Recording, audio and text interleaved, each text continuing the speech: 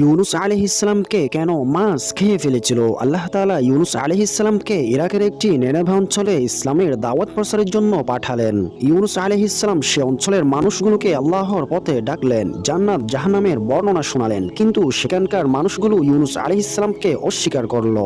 এভাবে দীর্ঘদিন তাদেরকে দাওয়াত দেওয়া হলো, তবু কেউ গ্রহণ করলো না। ইউনুস আলাইহিসসালাম তখন রাগ করে সে অঞ্চল থেকে চলে গেলেন। তবে আল্লাহ তাআলা সে অঞ্চল থেকে ইউনুস আলাইহিসসালামকে চলে যাওয়ার জন্য অনুমতি দেয়নি।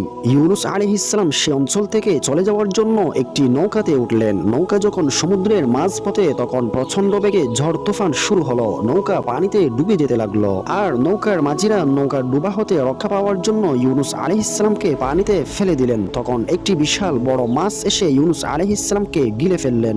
মাছের পেটে গিয়ে তিনি বুঝতে পারলেন তিনি আল্লাহ তাআলার নির্দেশ অমান্য করেছেন। তাই তিনি বিশেষ একটি দোয়ার মাধ্যমে আল্লাহর কাছে ক্ষমা চাইলেন।